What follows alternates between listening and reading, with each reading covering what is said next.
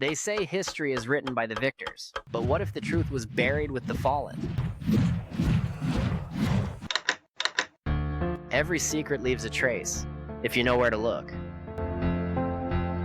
This is The Broken Truth, decoding history, one broadcast at a time. The Broken Truth Podcast, where history meets conspiracy. Every case tells a story, every story hides a lie. Imagine the sky itself turning against you. A global light show. Holograms of deities. Thunderous voices echoing from satellites.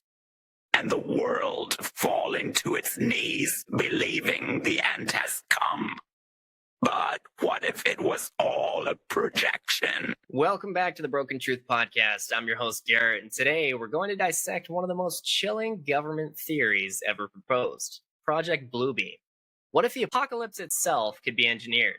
According to this theory, NASA and global intelligence agencies might be preparing the greatest deception in human history, a staged second coming, powered by satellites, holograms, and psychological warfare.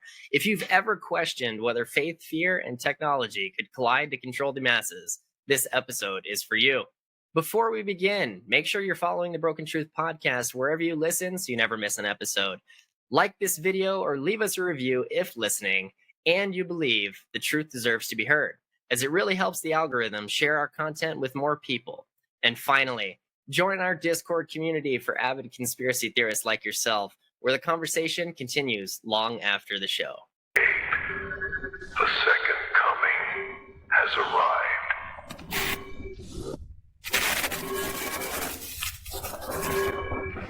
This is Project Bluebeam. This episode is special because we're not going at it alone. Joining me tonight is the mind behind Conspiracy Factor, Spencer. Spencer, the host of Conspiracy Factor, is a new show that's been tearing open the curtain on everything conspiracy. Together, we're diving into one of the most provocative theories ever documented, Project Bluebeam, the coming fake apocalypse. Welcome to the show, but before we get into the meat of tonight's discussion, I want to step back for a moment. For the audience tuning in who might be discovering you for the first time, what originally pulled you into this world of hidden history and conspiracy? So for me, like many others, I believe it was John F. Kennedy's assassination. That's what pulled me into the world of conspiracy theories. On my show, I kind of prove some of the facts in my season 1 JFK. And I knew if they could lie then, they could lie prior to that, and they've been lying ever since. So conspiracy theories have their hooks in me deep. So interesting. So when you say they, who do you mean by they? Because there's a lot of concepts around they. Yeah, there is. I think we know who they is, and it's the powers that be, I think, is the best way to describe them. Right, the puppet masters behind the curtain that are controlling most of the world today. Okay, so the puppet masters, in my perspective, be referred to something as the Masons or the Illuminati or the Cabal or something like that, or the deep state. Sure, yeah. Yeah, okay, all right. Hey, awesome. I'm right there with you. Right there with you, Spencer. I love it. So what kind of made you decide to start the Conspiracy Factor and give it a voice to these kinds of investigations?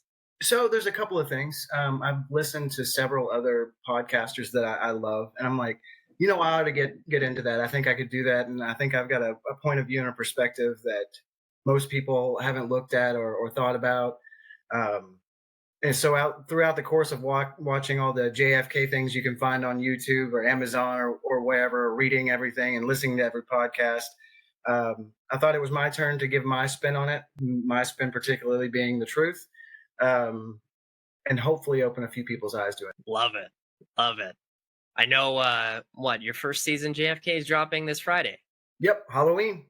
Okay, this Friday the 31st. I'm not sure if this episode's going to be quite then, but I'll make sure to link to your first season in our description so our viewers can check you out. Awesome. All righty. Well, before we get started here, give you a little context of how this video is going to roll. So my AI assistant Aura will be introducing a synopsis of each topic covered tonight, and then we'll be discussing our deep dive research with you. In 1994, Serge Monast, a Canadian investigative journalist, published Project Bluebeam. His report alleged that global institutions intended to manipulate faith and perception through technology, beginning with the falsification of archaeological discovery, then simulating the Second Coming, using holograms projected into the atmosphere. Monist's mysterious death 2 years later, officially from cardiac arrest, deepened the myth. Let's examine his life, his claims, and the four-phase blueprint he described. Who was Serge Monast? Serge Monast was a Canadian investigative journalist, poet, and conspiracy researcher, born in 1945 in Quebec. In the early 1990s, he began publishing politically charged exposés about global control systems and secret societies. His most famous works are Project Bluebeam, 1994, and The New World Order in 1995, both self-published in French before being translated and circulated through early online conspiracy networks. Monast positioned himself as a defender of Christian freedom against technocratic globalism. His writing accused NASA, the United Nations, and the Vatican of plotting a staged second coming, using technology to establish a global religion and government, what he called the ultimate psychological operation. So was Serge Monast's death natural, or was it silencing him? He died suddenly in December of 1996 from what was officially recorded as a heart attack, just 2 years after releasing Project Bluebeam through NASA. Conspiracy circles claim his death was not natural. Supporters allege that he was targeted after repeated police raids and arrests tied to his writings, and that his children were temporarily taken by the state shortly before his passing. What fuels suspicion is the pattern. Several researchers who published similar themes, like journalist Bill Cooper with Behold a Pale Horse, and author Jim Keith, Mind Control, World Control, also died under controversial and abrupt circumstances. Whether coincidence or consequence, these patterns created silenced whistleblower narrative that surrounds Monast's legacy. Monast's first phase proposed that governments and scientific authorities would falsify archaeological discoveries, artifacts, or ancient texts to undermine existing religions. He claimed these fake revelations would reinterpret spiritual history and weaken faith-based resistance to the new order. In modern context, this would mirror how narratives can be shaped through selective media coverage, academic bias, or technological forgery, such as AI fabricated ancient inscriptions or manipulated satellite imagery of supposed biblical sites. The core idea is to destroy the old belief systems, then introduce the new one. Now we can move on to the holographic space show, so to speak. This is the most famous part of Project Bluebeam. Monast claimed that satellites would project 3D holograms of religious figures, Jesus, Buddha, Muhammad, Krishna, into the sky above each region of the world. The images would merge and align into a single universal God, convincing humanity of a divine event. Today, we know atmospheric holography exists in limited forms, such as Japan's Sky Canvas project or China's aerial floating city illusions. These use ionized particles or drone synchronized light projection. In theory, large-scale satellite lasers could project or reflect imagery across clouds. Though global synchronization remains implausible, still, the concept eerily foreshadowed modern display technology and mass optical manipulation. According to Monast, the next step involved electronic telepathy, the use of low-frequency radio waves or microwaves to transmit thought-like messages directly into the human mind. He referred to this as the voice of God technology, claiming it would mimic divine communication and create mass obedience. Science does acknowledge the microwave auditory effect, first documented by Dr. Alan Frey in 1962, where certain frequencies can produce perceived sounds inside the skull without external speakers. Declassified U.S. military research confirmed the phenomenon in limited ranges, primarily signaling. While there's no proof of global-scale development, the existence of this principle keeps the voice of God claim within speculative plausibility. Monast's fourth and final phase described the ultimate objective. After the staged global revelation, humanity would accept a new world order, a centralized religion system and political authority designed to replace all nations. He linked this to the United Nations agenda, claiming it would unite finance, religion, and surveillance under one digital infrastructure. Today, we see shades of that prediction in globalization trends, centralized banking systems, biometric IDs, expanding digital governance frameworks. Whether these are coordinated or coincidental, they echo Monast's warning about trading sovereignty for stability. Was Manast predicting real tech or blending sci-fi with paranoia? The truth likely lies in between. Manast extrapolated real technological developments and psychological warfare research into an apocalyptic narrative. He wasn't inventing from nothing. HARP, microwave research, and early holographic patents all existed in the 1980s and 1990s, but he interpreted them through a spiritual lens, warning that mankind's faith could become the next battlefield. In that sense, Project Bluebeam isn't just a prophecy or paranoia. It's a reflection of how technology and belief can merge into a single instrument of control. The early 1990s were fertile ground for theories like Bluebeam. The Cold War had just ended, leaving intelligence agencies without a visible enemy. Global institutions like the UN, the IMF, and the WTO were expanding influence. NASA faced declining budget and public scrutiny, and the digital revolution was accelerating faster than regulation. Meanwhile, governments had been exposed for real covert programs, MKUltra, Stargate, and HARP among them. So when Manast claimed the secret collaboration between space agencies, militaries, and spiritual institutions, the public was primed to believe it. He simply connected the threads of his era's greatest anxieties: faith, science, and control. So that's the foundation Serge Manast laid out. 4 chilling stages of a man-made apocalypse. But theories are one thing, execution is another. If Bluebeam was ever more than a manuscript, it would need technology powerful enough to rewrite reality itself. And that's where things get interesting, because the tech Manast warned about in 1994 actually exists today. Let's break down how science, satellites, and sound waves could turn the sky into a state. Project Bluebeam depended on advanced optical and auditory manipulation. The concept draws from legitimate military research, HARP's ionospheric experiments, microwave auditory effects documented by Dr. Alan Frey in the 1960s, and DARPA's early holographic display project. From atmospheric light projections to directed energy communication, each technology forms part of the legend. Let's explore which of these are real and which remain theoretical. The foundation of Project Bluebeam's space show rests on the idea that holographic projections could one day fill the sky.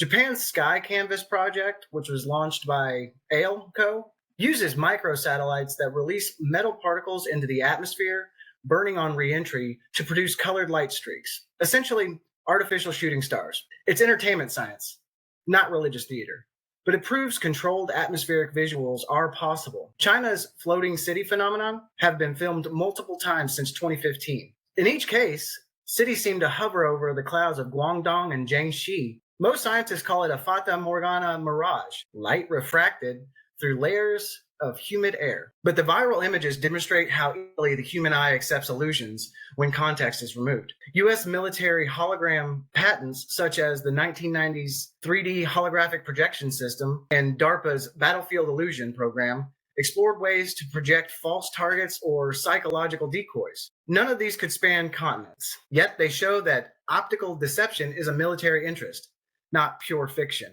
In short, we already have the ingredients for a local scale illusion. Bluebeam simply scales them up into the sky. The High Frequency Active Auroral Research Program in Gakona, Alaska, is officially an ionospheric research facility.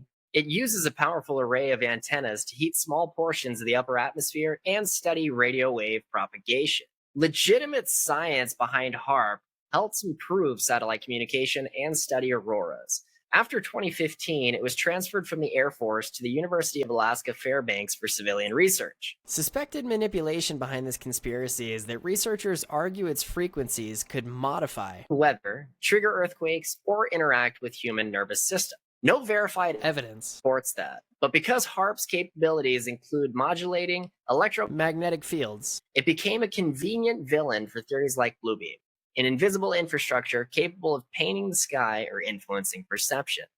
The truth is that HARP can't project holograms or control minds, yet it represents how scientific secrecy feeds mythic interpretation.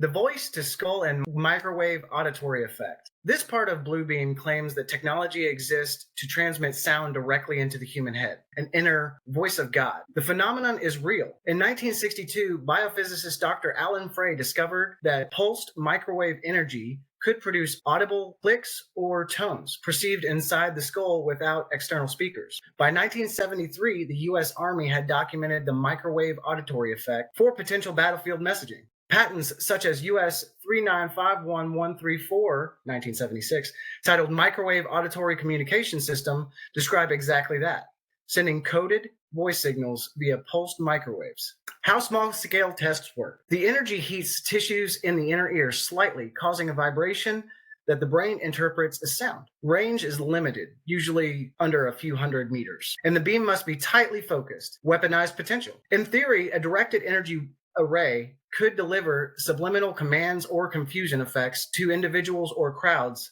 In practice, atmospheric scattering and power limits make global coverage impossible. Still, the existence of these patents fuels the plausibility of electronic telepathy. Could global projections synchronize through satellite arrays? Technically, not with current systems.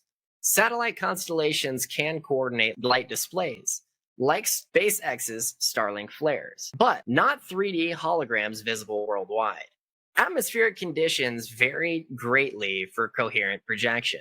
However, if one imagines a hybrid model, satellites providing synchronized light pulses while ground-based lasers project upward, localized regional illusions could be possible. That's the realistic ceiling. Regional, not planetary, yet visually convincing enough to shock uniformed populations. Plausibility, each Bluebeam component, holograms, microwaves, ionospheric manipulation, has a documented scientific counterpart. Scale them up, and the theory gains surface credibility. For exaggeration, the logistics, energy requirements, and global coordination exceed known capability. No evidence suggests the integration of these systems for psychological warfare. Project Bluebeam may have been a symbolic warning that humanity's senses could be engineered to serve political or spiritual agendas once technology advanced enough. Whether or not it's possible, belief doesn't need proof, only presentation. And history shows that once people see a miracle, they rarely ask who built the projector. Beyond machinery, Project Bluebeam targets the human mind. By staging miracles, the theory suggests mass belief could be directed toward obedience. Historical programs, Operation Mockingbird, Operation Northwoods, and MK Ultra show precedent for narrative and behavioral manipulation. If those operations influenced perception through media and drugs, Bluebeam extends the same principle through vision and sound. Throughout history, religion has been the most powerful psychological weapon ever wielded. And propaganda, its modern evolution. When Emperor Constantine legalized Christianity in 313 AD, he didn't just end persecution, he weaponized faith for unity and control. By merging church and state, he reframed divine authority to legitimize imperial power. During the Crusades, popes used religious imagery to justify centuries of warfare, convincing an entire population that violence was sanctified, that conquest equaled salvation. Faith became the marketing arm of politics. In the modern era, mass media inherited that mantle. Film, television, and now algorithms shape global belief systems, not about gods, but about ideologies, fears, and heroes. Where priests once interpreted scripture, today networks and influencers interpret reality. The mechanism is the same: selective storytelling to guide emotional obedience. So Project Bluebeam's premise, using miracles to unify or control the world, isn't new. It's just propaganda with divine production value. MK Ultra proved the state's willingness to Experiment on. consciousness. The CIA's project from 1953 to 1973 tested LSD, hypnosis, and sensory deprivation to discover how thoughts could be altered or erased. It attacked the mind chemically. Project Bluebeam moves that concept from the laboratory to the atmosphere. Instead of chemicals, it uses perception itself, sights and sounds, as the delivery system. MK Ultra, Targeted individuals. Bluebeam. if real, would target civilizations. Both share the same core idea. If you control what a human mind experiences, whether through a pill, a frequency, or a vision in the sky, you control the conclusions it draws. It's not about destroying the mind. It's about owning the narrative that runs inside it. Human emotion is contagious. Neuroscience calls it mirror response. We subsequently mimic others' feelings. That's why fear and awe spread faster than logic. When large crowds witness something inexplicable like a miracle or apparition, rational thought collapses into group emotion. History records mass visions at Fatima in 1917, where thousands claimed to see the sun dance in the sky. Whether meteorological or mystical, the effect was real. Panic, tears, conversion. Project Bluebeam weaponizes this principle. A holographic vision doesn't need to be perfect. It only needs to trigger emotional contagion. Once fear, awe, or divine recognition takes hold, belief reinforces itself. The event becomes self-validating. That's the genius of engineered miracles. They don't need to convince your mind, only your senses. Could Bluebeam unify faiths or fracture them further? Manas suggested Bluebeam would unify religions under one false savior, but psychologically it might do the opposite. Each faith has distinct expectations for its messiah. Jesus, Mahdi, Maitreya, Krishna. If projected simultaneously, each population might see its own reflection, a perfect tailor-made vision. In that sense, Bluebeam wouldn't unify the world through faith.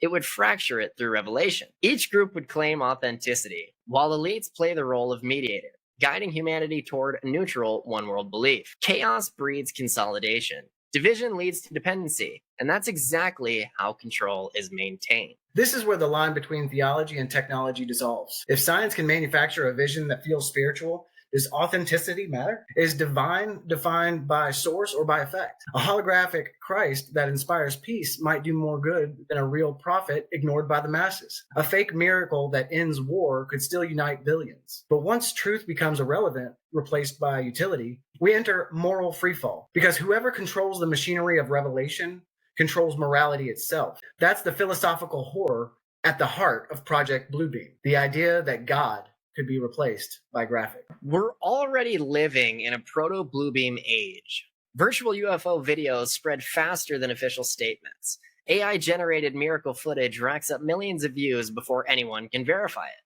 Even NASA's legitimate discoveries are now filtered through conspiracy algorithms and edited TikTok montages that blur fact and fantasy. The 2023 to 2025 UAP disclosures, combined with sudden mainstream coverage of extraterrestrial themes, mimic the conditioning staged Manas described, preparing the public for a sky event no one can question. In other words, we no longer need satellites to fake revelation. Social media already projects miracles into global consciousness daily, and the audience conditioned by repetition no longer distinguishes simulation from salvation. And maybe that's the final irony. Bluebeam didn't need to launch rockets or deploy holograms. The illusion already exists in our pockets, on our screens, and in our minds. So the question isn't whether they could stage a miracle, it's whether they already have. Today, illusion no longer requires satellites, only screens. Deepfakes, augmented reality filters, and AI voice replication now simulate reality with precision once reserved for science fiction. When coupled with real satellite imaging and social media algorithms, the infrastructure for global illusion already exists, decentralized, invisible, and voluntary. Deepfake technology has made Project Bluebeam no longer a prophecy, but a metaphor. Artificial intelligence can now generate ultra-realistic faces, voices, and events that never occurred. The same algorithms that let studios resurrect deceased actors can also create live footage of politicians announcing wars, religious figures performing miracles, or UFOs descending over cities, all in 4K, all believable. In 1994, Manast warned of a holographic apocalypse. Today, the holograms are digital, broadcast not from satellites but from smartphones. Instead of projecting illusions into the sky, we project them into our own retinas through screens. Deepfake culture is Bluebeam, decentralized, democratized, and invisible. We now live inside a convergence where entertainment dictates belief, politics borrows spectacle, and religion adapts to virality. Political rallies resemble concerts. News anchors use cinematic soundtracks. Churches live stream with lens flares and AI-generated backdrops of angels. When fake miracles trend, like bleeding statues, angel apparitions, or AI generated Signs from God. millions experience emotional reactions before verifying authenticity. The collective psyche no longer waits for evidence. It reacts to narrative. The modern mind treats information like theater. As long as it feels true, it is true. Bluebeam's essence isn't technology. It's the fusion of performance and perception, and we've already perfected that formula. Global readiness for mass illusion. Why skepticism has eroded. After 2 decades of constant crisis, pandemics, wars, political upheavals, and viral misinformation, global skepticism has mutated. People are no longer skeptical, they're numb. Information overload causes what psychologists call cognitive fatigue. The brain stops fact-checking and simply accepts whatever offers coherence. Add to that a generation raised on CGI, augmented reality games, and digital influencers who aren't real, and you get a population trained to suspend disbelief by default. We are emotionally primed for large-scale illusions because we crave meaning amid chaos. When the next Divine Sky event appears on every screen, most won't analyze it, they'll share it. Since 2020, the Pentagon has steadily released UAP, or unidentified aerial phenomena footage, officially acknowledging objects defying known physics. These sanitized revelations drip into mainstream media every few months, just enough to normalize the idea of something beyond human control. The psychological result is acclimatization. The more often we see official channels discussing non-human craft, the less shocking a future sky event becomes. Bluebeam theorists argue this is phase 1, preparing the collective imagination for a controlled revelation. Whether or not that's true, the conditioning is measurable. Disbelief is turned into curiosity, and curiosity into expectation. Humanity is waiting for a show. Psychological fatigue. Constant exposure to end-of-world media. Our entertainment diet is apocalyptic. Streaming series about plagues, invasions, and divine judgment.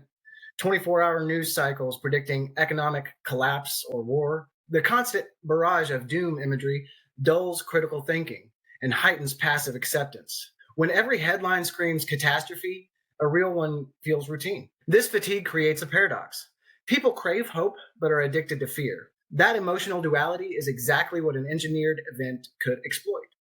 A population so desensitized to destruction that they'd welcome any savior, even a digital one. Bluebeam might not need to happen. It's already digital. Project Bluebeam doesn't require NASA lasers or global holograms anymore.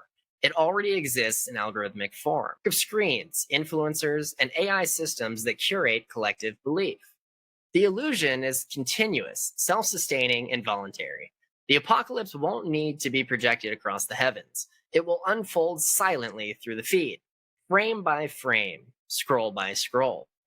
Bluebeam might not need to happen because we're already living inside it. Whether Serge Monast uncovered a genuine operation or created a self-fulfilling myth, Project Bluebeam endures because it mirrors our deepest vulnerability, faith in sight. The line between revelation and simulation has thinned to static. For me, Project Bluebeam sits in that strange pace between prophecy and possibility. I don't believe in every claim Serge Monast made, but I believe in the pattern of control through perception. History shows us that when technology evolves fallibility, manipulation follows close behind. Whether the sky ever becomes this stage or not, the capacity to rewrite beliefs already exists. And I'm on the skeptical side of that line. I think Bluebeam is more myth than manual. A warning that got mistaken for evidence. Yet the reason it resonates is because governments have lied before, and that track record keeps conspiracy culture alive. So while I doubt NASA is preparing a fake apocalypse, I don't doubt the human instinct to deceive when power is on the table. Ironically, every time a theory like Bluebeam catches fire, it does the government's job for them, flooding the truth with noise. Secrecy survives not because information is hidden, but because it's buried under confusion. Exactly. Conspiracy culture both exposes and preserves the unknown. When every possibility is on the table, no one can prove any of them. That ambiguity becomes a perfect camouflage for real operation. You can hide a classified project in plain sight just by surrounding it with 10 crazier ones. Could Bluebeam itself be the psyop? That's the paradox. What if Bluebeam isn't the plan and it's a distraction? A psychological operation designed to make people distrust their senses, their faith, and each other. A self-feeding illusion. The more people believe in it, the less they believe in anything else. It turns skepticism into paralysis. You start questioning reality instead of authority. In that sense, Bluebeam could already be complete, not as technology, but as an idea, a virus of uncertainty that infects belief itself. If truth can be manufactured, how do we verify anything? Maybe we can't verify anything anymore. Maybe the only real filter left is intent. Who benefits from what we're seeing?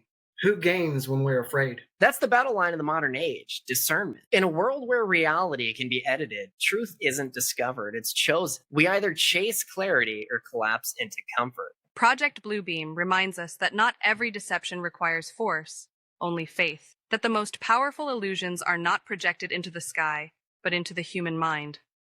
Whether Serge Monest uncovered a classified operation or wrote a metaphor for mass control, his warning still echoes. When technology becomes indistinguishable from divinity, belief itself becomes the battlefield. Tonight, we trace the line between myth and mechanism, from holograms and microwave patents to the psychology of fear and faith. What remains is the question that lingers behind every broken truth. If what we see can be fabricated, what is real? If what we hear can be transmitted, what is sacred? And if revelation can be engineered, would we even know? This concludes your public briefing. Aura signing off. Thanks for joining us today on the Broken Truth Podcast for this deep dive on the topic of Project Bluebeam, co-hosted by Spencer from The Conspiracy Factor. Spencer, where can our listeners find you online? Really, anywhere you can get your podcast, Apple Podcasts, Spotify, Amazon Music, and now YouTube. I just created my own channel over there. Just search The Conspiracy Factor and you'll find me. Well, Spencer, thanks for joining us today. I really appreciate your time. Look forward to having you on the show and doing some more content with you in the future. I'll make sure to link to all of your content in the show notes link that's going to be in the description of this podcast. Thank you. It's been great. In a world built on hidden histories and half-truths, we've only just begun to peel back the layers. Because what you've heard tonight was never meant to be known. But you were meant to find it. If you're ready to go deeper, leave us a review, comment your thoughts, share this episode, and step inside the archives. Join the inner circle, where the real evidence is kept. This is the broken truth, because the truth isn't whole. It's broken.